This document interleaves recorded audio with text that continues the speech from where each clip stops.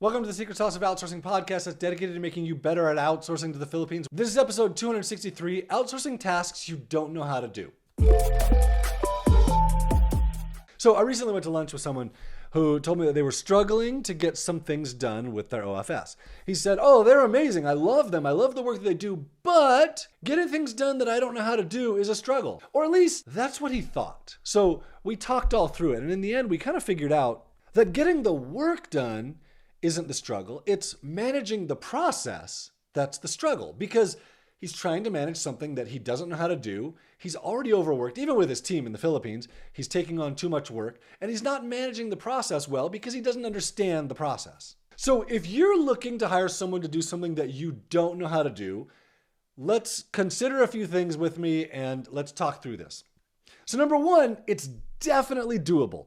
I've done it a bunch of times. So have tons and tons of other people. You can definitely hire someone to do something you don't know how to do. Next, the more experience a worker has, the easier this is going to be. And generally, not always, but more experience is more expensive. So when you're going to hire someone to do something you don't know how to do, you want to look for the most experience that you can find, and they're going to cost more. That's just part of it. And then if you don't manage the process, you're unlikely to see results. And therein is the rub of this. If you're already overworked and you're already not managing things great in your business, hiring someone to do something you don't know how to do and adding an extra bunch of management to your workload is really, really hard. And it means either accepting any outcome that they do, whatever they do, you don't know, you don't care, you don't know how to do it. It doesn't matter if it's how you think you want it, or if you're not able to manage the process, well, you have to accept any outcome. Or you have to add a bunch of time managing it, which is perfectly acceptable if you have that time and that bandwidth to manage it. Or you have to bring in outside help of someone else who does know what they're doing to manage the process. Now, there are a couple exceptions to these rules. First, technical tasks. So like design work is a technical thing where, you don't really have to know how to do design to have someone design you something nice. You can see what looks nice and what doesn't. That's pretty easy and obvious. Next, sales copy is something that you don't have to know how to do. Someone can write you sales copy. It's a pretty reasonable thing that you don't have to know how to do that.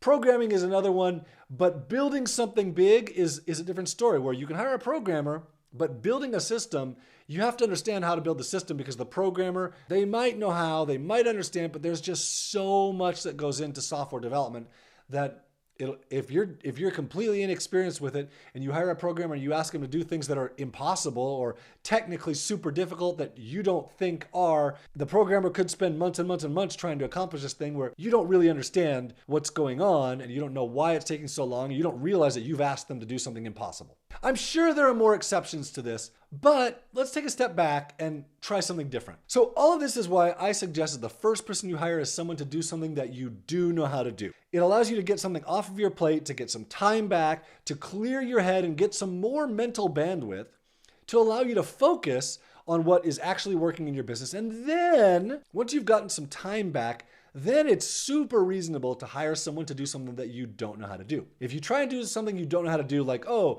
don't know how to build a website and my website sucks, so I'm going to hire someone to build my website. Well, if that's the first thing you hire for, it can add a lot of stress and difficulty and failure to the process. Whereas if you hire someone to do the data entry that you're currently doing and get that off of your plate and get some time back, then it's way, way easier to hire the website person later. You just have to recognize you have to manage the process, you have to manage the outcomes and the expectations, and you have to understand something about it. Otherwise, you could create a really, really difficult situation for both them and you in assigning things that really kind of aren't even reasonable to do. So if you have advice of how to get things done that you don't know how to do, I would love to hear it. Email me, John at Onlinejobs.ph.